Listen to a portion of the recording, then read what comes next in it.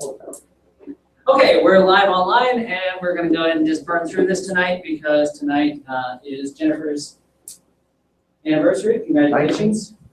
19th anniversary. I didn't know to say a number, but it's Jennifer's anniversary, so we're going to make this quick for her, also because there's just not all that much left to cover for the semester while still giving you time to finish your final project. So, one of the things I went and looked through the forums to find out what areas we haven't covered from what you guys wanted to cover when I asked you that in the forums. And the things I identified were we didn't really cover any laws that govern when a foreign nation takes action against the United States through cyber action, like a cyber attack of some sort. What are our recourses? What can we do about that? And I started reading about that, and one of the cases I found is recently China has arrested a few Americans and prosecuted them for cybercrime inside China. And in theory, according to the article I read, it is in response to the United States arresting a few Chinese nationals on American soil and prosecuting them for cybercrimes.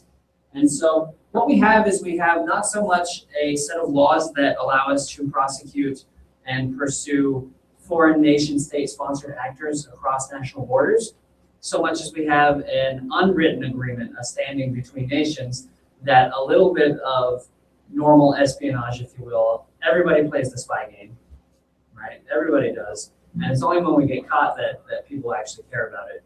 Yes, we spy on Germany. Yes, we spy on China. I mean, you remember that, right? When the Snowden papers came out and the Germans got all up in arms because we were listening in on them too.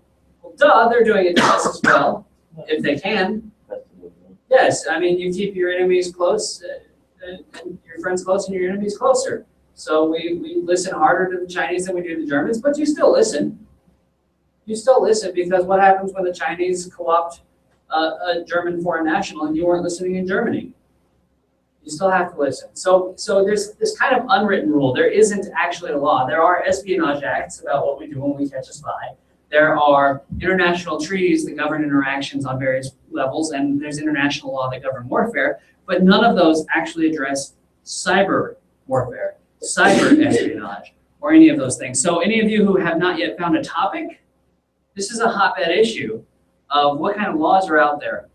Another thing that you should also keep in mind is that for the first time, there's calls to convert the Cyber Command into a combat division, which means actually deploying cyber troops at the same level and with the same goals as combat troops. And the combat division of the National Cyber Command has just issued in the last 2 days a statement that for the first time ever, we are at cyber war. Now, here's the thing is, what does it take to declare war? We covered this. What's it take? An act of Congress. An act of Congress. And then who becomes commander-in-chief of the armed forces? So there was never, and this is going to go to the courts, because is cyber war the same thing as physical war? Is cyber theft the same thing as physical theft? Do we prosecute one less? Because a cyber theft, if I just drain your bank account through, I hack it, I drain it, I have all your money. One, you're insured, you're probably gonna get all your money back. Two, nobody was physically in danger. There was no potential loss of life, right? There's difficulty. I might have ruined your life for a couple days, a couple years. Or if I stole a lot of money, then maybe you were over the insurance cap and you're gonna lose some of the money, right? But there's a lot of people who still refuse to see them as the same crime. The cyber theft versus the physical theft, where I tunnel under the bank. Remember the jewelry heist in England last year? If you don't, look it up, because it was straight out of the movies. They bought the building next door, or leased the building next door, dug a tunnel underneath, mapped out, because they figured out, they got the blueprints to the building, and they figured out that the vault was buried in the ground, and that the actual walls of the vault were only a foot thick. I say only a foot thick, come on. The walls of the vault were a foot thick on the 3 sides on the outside, and the floor was even thinner, but they still went through the wall. They figured out how to tunnel into the vault, and they did so through about a 12, no, I wouldn't have fit through the hole, but somebody did. And then they spent all night just robbing the place slowly and methodically. Because there is no alarm sensor inside the vault, right? And so when they catch those people, they're going to throw a book at them, even though there was no potential loss of life, right? It's not like they stormed in there and had guns and were taking hostages and demanding things at threat of violence. No, they slowly and methodically planned this over a long time, went in through a side hole. Sounds like the descriptions I've heard of cyber attacks, by the way. They created a hole, found a weakness, exploited that vulnerability, and stole all the assets. And so what we have is a failure of law to discern whether or not we as a population, and a failure as a population too, of seeing or deciding whether or not these two crimes are the same. How do we prosecute them, right? Right now, we're struggling as a nation right now also in the physical world with crimes of addiction, i.e. drugs, right? The vast majority of incarcerated persons are nonviolent drug offenders. And that's what you hear on the news a lot, right? Is it right to lock somebody away for life? Because if it was their third strike, it's a lifetime sentence because of the crime bill in the 90s, right? So the same thing here is, since it was a nonviolent crime, do we treat it less or worse, and or do we identify which online crimes and are equivalent to and should be prosecuted as severely and sentenced as severely as their in-person analogs? And this question, which leads me on to the next thing that I want to talk about from the forums. This question is of cyber physical analogs. And what that means is when they're analogous. When I use the word analog here, I don't mean continuously variable, I mean analogous. In such a way that there's a crime that happens in person and there's a crime that happens online. They are the same type of crime, just like this theft we've just discussed. And if a foreign national commits the crime on US soil, we know exactly what to do with them in person, right? Doesn't matter, you send them to court, you send them to prison, then when they get out of prison, you deport them. Because they're a foreign national, right? That's easy. But when a foreign national commits a cyber crime, what's the process we have to go through? And let's just assume that there's no analog problem, right? We recognize that it is. Theft is theft, we prosecute theft as theft. Okay? Grand theft is grand theft, etc. So a foreign national in Russia, because that's one of the places where financial identity thieves, financial fraudsters and identity thieves are largely from. A foreign national in Russia steals your credit cards. Everybody in the room's credit cards, everybody online's credit cards, and everybody who ever watches this video for posterity, they steal your credit card. How much money are they likely to get based on the number of credit cards they steal? And they can steal a lot more. How much money do you think they can get? Have we covered how much each one of those types of accounts is worth? No? So a credit card is worth 50 cents to $3 for an average credit card. And the $3 ones come with money back guarantees on the Russian black market, which is largely Bitcoin driven. Okay? And so you have a money back guarantee on a stolen credit card. Yes, we promise it will work up to this credit limit. For really high credit limits that they promise will work, it's $3 to $10. For health records, it starts at $50 and goes up to $50,000 if it's an influential person. Financial records, like full bank accounts, a full identity with financial, credit, and health records, a full identity that gives you everything you need to actually steal that person's identity, and that includes birth certificate, by the way. A full identity starts at about $500, average price of $1,000, and if it's someone even moderately influential, it can go way up, way fast. It is pretty cheap, isn't it? It's pretty cheap. Now, if you were to get, say, Donald Trump's credit card, he doesn't have an outright limit. And he's also traveling a lot right now. I mean, the same example would probably work with Hillary Clinton's credit card as well, right? They will call and they will tell their credit card company not to block any charges because it might be a campaign expense. So if you were going to steal one of their two credit cards right now, sorry, I scratched my face. If you were going to steal one of their two credit cards right now is an ideal time because the chances of the charge, unless it would say $600,000, and I picked that on purpose, by the way, If it was $600,000, it might get flagged. And I say might because we're talking about campaign size expenses. Because when they book these venues for like stadiums, that can cost six-figure sums to rent a stadium for a day. When you facilitate that many people coming in and out of a venue, it costs a lot of money. All the staffing to run that entire venue, the sound people, the gate people, the security people, all of the above, not to mention the staff for your own campaign. But just completing that transaction with the venue is going to cost a lot of money. And so if you were an identity thief and you could get a hold of that type of person's credit card right now, you would not be flagged and you'd be able to run up a lot of money. So let's say you do this and eventually somebody gets wise and now we have to try to prosecute you, but you live in Russia. What's the process? What do we do? I'm guessing you have to contact the Russian government first, right? Oh, then you're arrested. The Constitution specifies what branch of our government does this, who does it. No. It would be the executive. The executive branch. The executive branch, so the State Department for foreign nations is the branch of the executive that makes these requests. The State Department puts in a request to the foreign nation's State Department, typically, unless that nation's constitution specifies a different agent of action, but it's pretty standard for it to be the State Department at whatever country you're going to, right? Russian state, US state, British Parliament state, whatever, okay? You send, the executive sends the other executive a request, the other executive either ignores it. How much money do you think you have to cost American entities before Russia when we were getting along? I have no idea what it is now. How much money do you think you have to cost American interests in Russia before the Russian State Department will even review the request? Not comply with the request, review the request. Maybe $600,000 in a given year. Maybe at a rate of $50,000 average per month. Like if you have one really good month, and then you have a bunch of bad months, they'll say that person's not very good at this, they're not worth your time, and they'll ignore your request.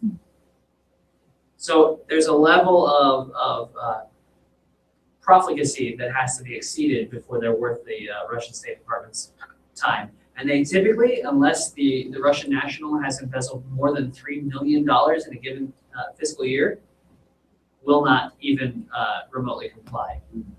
Million with an M, million with an M, not billion. 3 billion? Wow, I'm in the wrong business. Yeah, exactly. I have principles, but I promise to give to charity. No, it's 3 million. Okay, it's still a lot of money. It's $3 million in the former Soviet bloc. That's a lot of money there. Okay, they won't even consider complying with the request. They'll review requests at $600,000. The average request that is actually handled, for which a perpetrator is turned over upon sufficient evidence, is a minimum of $3 million. At the under $3 million, they issue cease and desist warnings, basically. And that's the system. Because in the United States, we have a great system of insurance. We have great fraud protections in terms of liability for the consumer. And so there's not a whole lot of incentive to push that system harder, right? It's just the cost of doing business currently. Now, we have moved to the chip and pin for point of sale transactions, which has reduced point of sale. Anybody who uses chip and pin in their system now, it reduces the point of sale fraud to about 1%. That's pretty good. What was it without chip and pin? No, 1% of what it used to be. Oh, okay.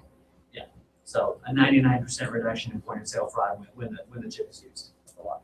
It's a lot. It's substantial. However, we saw a corresponding rise in online fraud because they still are going to make their money somewhere, right? So if you're looking for a place where you can actually make a difference and maybe a usable contribution to law, nation-state prosecution and interaction is probably a good place to handle that. Like, under what circumstances is it worth the United States government's time? Because how much money does it cost the United States government to pursue a perpetrator across international lines in Russia? I'm guessing a lot. Probably a lot. I don't have the formula for that, but maybe there needs to be a formula. More than the $50, $600. Huh? More than the $50. More than the $50 they cost you. money. And they didn't even cost you. They cost Visa, American Express, Discover, or any of the other smaller cards. Right? MasterCard's not smaller. But the rest of them. Diners Club, the Secret Service doesn't care about your Diners Club. It gets written off. Okay? And so we have that problem of it's going to stress international relationships. How do we handle that, and do we care? We have the problem of how do we even do that because we don't have legal law enforcement authority in that other state, so that other nation state, and so we have to pursue that authority either directly where we get a writ, if you remember writs, we get a writ from that nation authorizing our law enforcement agents to pursue this one person inside their borders, which about 2 months ago, Great Britain requested writs from the United States to allow their law enforcement to pursue their perpetrators inside the United States. The reason it was not approved outright is because the perpetrators they were seeking to address were sometimes American citizens on American soil. Right? And so what we're working with is not only issues of jurisdiction, but issues of sovereignty and nationality, which are, essentially very difficult to handle. So, suppose there was some entity of law enforcement that had the ability to track where you have the procured IP address. You're not going to go arrest him, but would it be reasonable to send a virus directly at him? That's a whole other issue that wasn't on my list, but we will address, which is the offensive capabilities of cyber war. Right? We have them. Other nations have them. The first example of a nation-scale war-based cyber warfare attack was when Russia DDoSed the entire state of, starts with Estonia. Starts with an E. I was going to say L, but that's Lithuania, and that's not who they attacked. So if you remember, does anybody remember when the Russian-Georgian war was, when Russia invaded Georgia, the nation, not the state? Yeah. Well, if you look, a few months before that, the nation of Estonia, supposedly in response to them tearing down a statue of Lenin, the nation of Estonia was completely blacked out by a cyber attack. All communications, all power, everything. Completely blacked out by a cyber attack for a few days. Well, it's largely thought in some circles and presentations I've attended that that attack was Russian-based, nation-state perpetrated, and a test run for the run-up to their invasion of Georgia. Because the exact same attack profile was used at the outset of the invasion of Georgia, where they completely blacked out the country of Georgia. And I just about blacked out myself just now because I was locking my knees. Give me a second. Let's not do that again. Oh, the world started to go dark. Yeah, no, I'm good. I'm good. My knees are bent now. I haven't done that in a long time. I'm not walking back and forth like normal, I guess. Now I know why I do that. And why were they able to black out these entire countries? Well, they've got the resources, right? They've got the offensive capabilities. Okay, we have those offensive capabilities. Companies have those offensive capabilities. Remember, some of you use the Second Amendment, and do we have a right to offensive cyber capabilities as individuals? Because if you're hacking me, why don't I have a right to attack you? Because if you attack me in the parking lot, I have a right to defend myself with any level of force I deem necessary in the moment if you perpetrate the attack. Why is it the same thing? We don't recognize that right in cyberspace. Currently, no one has a right to retaliation and proactive, forceful self-defense in the face of a cyber attack. Why is that? It's hard to say who started the attack. It's not hard to say who started the attack. If you send a virus to me, you sent a virus to me, then There's little to no risk of bodily harm. So why not? You would, Except, you would say that you can't necessarily identify where the attack originated from because somebody could be pivoting from somebody else's servers. Exactly. So you could attack the wrong individual. Because the most common DDoS attack, for example, leverages botnets to compromise a zombie army. And the zombie armies are probably computers. Our computers, statistically, our computers. Somebody in the room's computer has at some point been used in a botnet activity, whether maliciously for research, whatever. Statistically, it has happened to you. Okay? You connect to the internet, you surf the internet too much, or basically at all, somebody has crawled your computer, even if it's just Facebook. Okay? It's that simple. And that's why, because even though we recognize that it is an attack, it is a criminal offense, it is not the same. Right? Prima facie, that's the first time in law that we actually recognize, and it's not just in law, it's in practice, that we recognize that they're not the same. Because if someone were able to convince me that you were the one that attacked me, I don't, after the fact, have a right to go after you and attack you. I have to leave it up to the courts, right? So if you cold cock me, or somebody cold cocks me, and then somebody else tells me it was you, Go back. I can't go back and then take you out, right? That's not how this works. It's in the moment. So if you can figure out that it was a single point to point, you might have a case for retaliation. But in a DDoS attack, it's probably not their fault. And they're not the ones who are actually perpetrating the attack.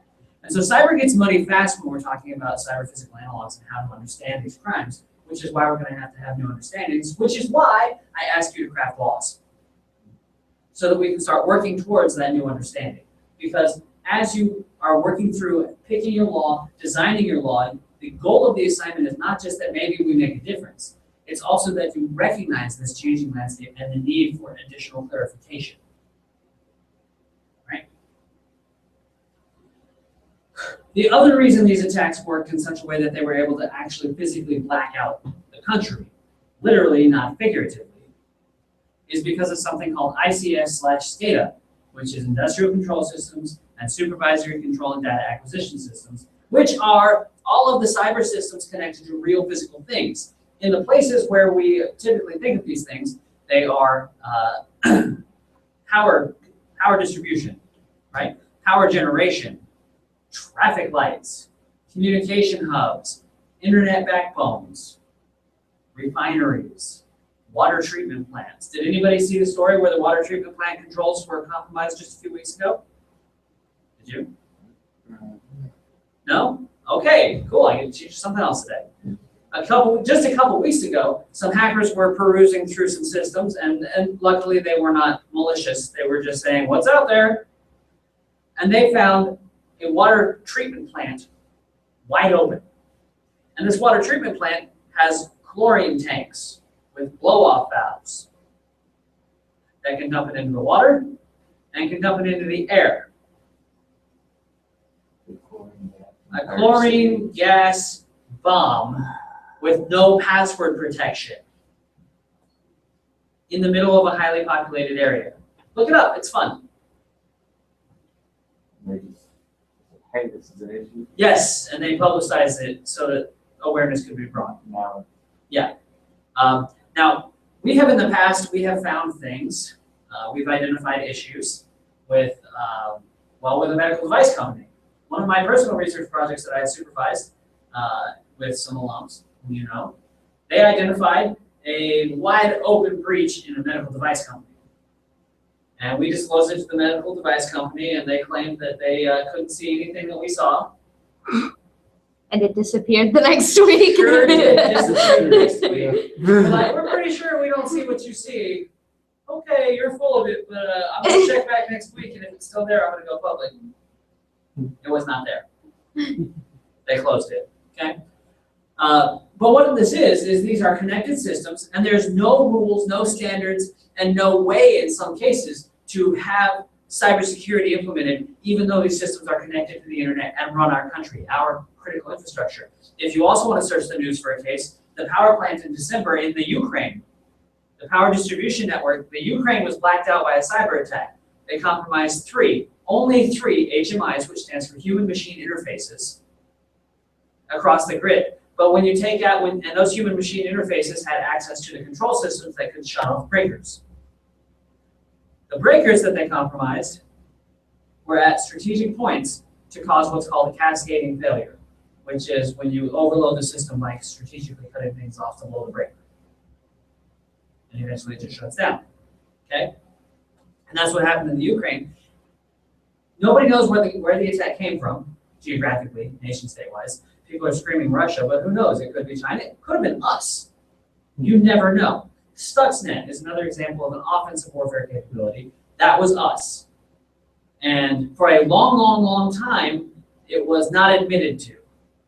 It was only this past year, in the fall, that I attended a summit, a cybersecurity summit, where I'm pretty sure the congressman speaking as the keynote speaker didn't mean to say it was us, but he admitted it was us.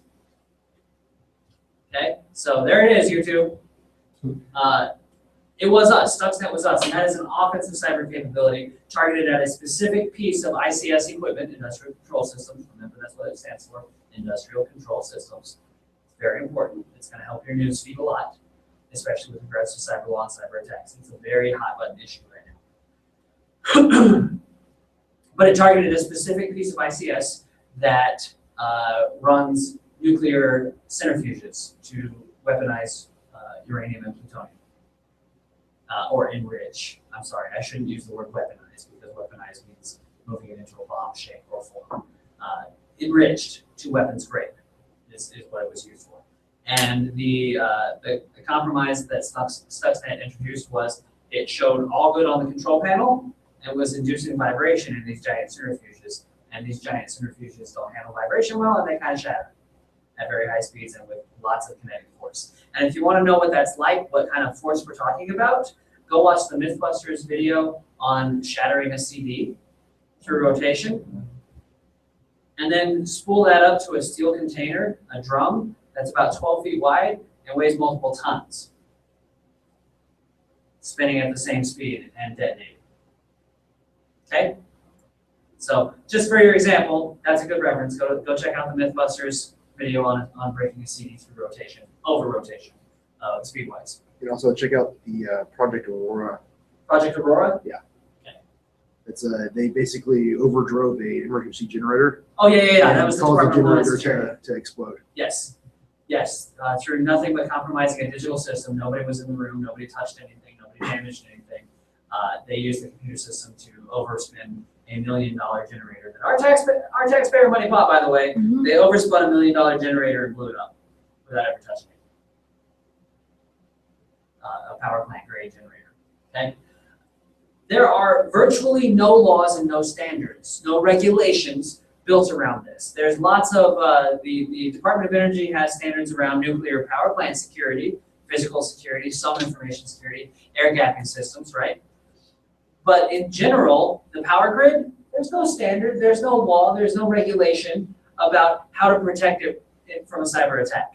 In fact, just next week, I'm going to be attending a summit at the state capitol about that specifically, because Texas, the country's power grid is broken up into about 5 separate grids, and Texas is a self-contained grid. And so the Texas grid is seen as this microcosm of everything that can happen. It's also a great design for separating it from all the bad things that can happen elsewhere. For example, when New England went black a few years back, it didn't cascade all the way to us because we are separate, right? The last thing I wanted to touch on, and then I'm going to ask you guys to let me know what you want to talk about next week, and we're going to recap the semester next week. But the last thing I want to touch on is the changing definitions of privacy. We touched on privacy a bit, right? We talked about that. And we also talked about privacy being control over your information, not to be left alone. But in Europe, there's another category. One, if you start an online group in Europe, there is a law in the EU that specifies that you are the custodian of records. You are the manager of information, and you have certain obligations. And if you want to know what that's like, if you want to read how that impacts business, go to LinkedIn, start a group. Just start any group. I mean, you don't even have to finish starting the group, but if you want to see this and its impact on business, go to LinkedIn, start a group, and read what it says, right? Because this is the law class, you should be reading the terms of service when you do stuff like this to see how it affects, how those limitations on intellectual property, how those government regulations on the application of technologies affect the lives and businesses of American companies who don't even do business there or who aren't physically located there, but they do business there, right? And that is the EU requirement that you be the custodian of records and that there are certain obligations under law if you are based in the EU. Now, I have a LinkedIn group and I am not based in the EU, so no need. By the way, you should all join that LinkedIn group because it's for SHSU, computer science, information assurance and security, and digital forensics students and alumni. So go join the group. I think it's called Sam Houston, not SHSU. So if you're searching for it, okay. They have different concepts of privacy as well, and that is that in the past, one of the things that people would do is they would outlive the consequences of their actions. By which I mean, you would be judged by what you have been doing, not what you once did, right? And we see this in politics a lot, where people are like, "Well, my record for the last 5 years, not my lifetime, says this," right? But our criminal records and our online identities, they don't have a lifetime. They don't have a fall off. They don't have a forgotten. And so the EU has recognized that people change over time, that people change over time, and that what you did when you were a teenager is not necessarily what defines you in your 40s. And so they established what they call a right to be forgotten, where stuff on you older than 10 years needs to be removed from ready access on the internet for all EU compliant places and services. So unless you're still reliving the glory days of high school in your 40s, you have a right to move past anything but the yearbook photo, right? The random rantings of teenage you don't have to stay online forever, like they have the potential to do in the United States. Now, studies have shown that this may be superfluous and that except in exceptional circumstances, the average age of the information on the internet before it falls off because people stop maintaining servers, because people don't search for it anymore, and general irrelevance is only something like 8 years. And the EU right to be forgotten is 10. So the natural ecosystem online seems to be handling that, but the EU didn't like that enough and started a law around it. And so it's possible that if you agree with that approach, you need a right to be forgotten and adopt that same kind of attitude in the United States. Well, I read the problem was they're making Google do that. Oh yeah, they're making Google do that, just like China tried to make Google censor their searches, just like lots of other companies. Now, Google has largely gotten out of China. For a while, they tried to go back and they tried to play the censor game, but then they said, never mind, not worth it. But in the EU, are they going to tell the combined world's largest economy? Because remember, the United States is the world's largest single economy.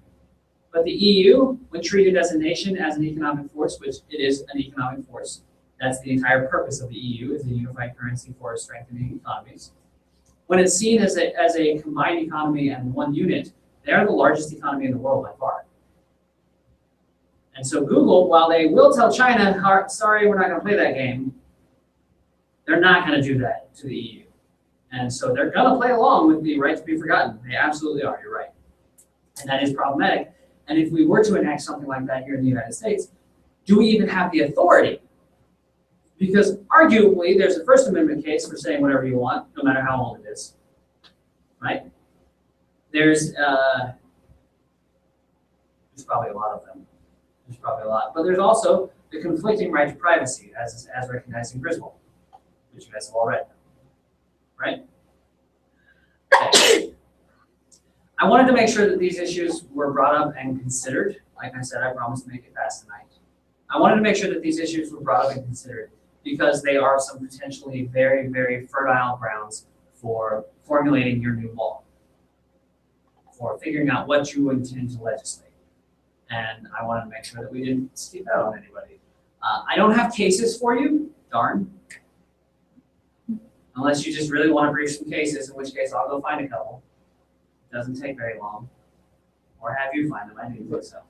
No, I already gave you all the assignments. There was one more assignment on there. Don't forget to check it, I don't remember what it was. Apple versus FBI. What's that? Apple versus FBI. Oh, the Who's encryption right? wars. Yes, do that one. Also, if I screwed up the rubric on that one, ignore the parts that don't apply. It's just you're supposed to take a stand. That's the whole point of all the assignments. is you're supposed to take a stand. You're supposed to do it grammatically correct and in the right format. But take a stand. Make sure you use sources. You do academic writing that is worthy of your master's degree that you will someday obtain. That's the whole point. Okay. You start also in teaching. You start off the semester as a hard ass, and by the end of the semester, it's not so bad. Okay. Any questions or did you want me to review USC and CFR again? Yeah. Okay. So USC stands for United States Code. Okay. That is the actual laws passed by Congress. You have the Constitution, Congress working under the auspices of the Constitution in coordination with the other two branches, USC. Okay? Titles, sections, chapters, etc. Okay? Or titles, chapters, sections. I don't remember which order it goes in, but they're organized in titles.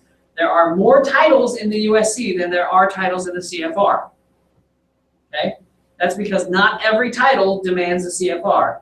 Not every title, the title that authorizes the military to exist in its current format. One of those titles handles federal law enforcement, federal armies, federal that kind of stuff. They're not going to publish a CFR for that, right? That's going to be handled internally at the military because that is a national security secret. For all we know, there is a title for it, and none of us have ever been allowed to read it. I can't tell you that there isn't, right? But there are fewer titles in the CFR than there are in the USC because the CFR is the regulations generated through consensus, through dictate, through whatever, through interpretation. Those are the interpretations by the agencies under the auspices and authority of the USC. Okay? And so Congress grants X agency a charter in the code, and that agency is responsible, say, the FAA, the FCC, whatever, right? They are responsible for their section. The commissioners are responsible for their section of the CFR. They go out for periods of public comment. They solicit public response. They ask for feedback. It's just that a lot of people don't participate in those unless they're actively involved in that direct community. The most recent example where this might have affected you or you might have seen it in the news is the FAA's solicitation for feedback on their proposed drone rules. Okay? Those are proposed to be modified and or included in the CFR, I think it's CFR 147 or 47.1, whatever it is. But they're proposed to amend and add to that section, that title of the CFR under the FAA, which is chartered by, I forget which title of the USC. Okay? Without having my notes in front of me, that's the best I can do. Okay? Does that work for everybody? Jennifer, you need anything? Questions, comments, concerns? Nope, I'm good. Fantastic. Enjoy your evening. Thank you. All right, anybody else? I'm going to shut off the broadcast then. And then I will hang out for a second if anybody has anything they want to talk about. Off the clock.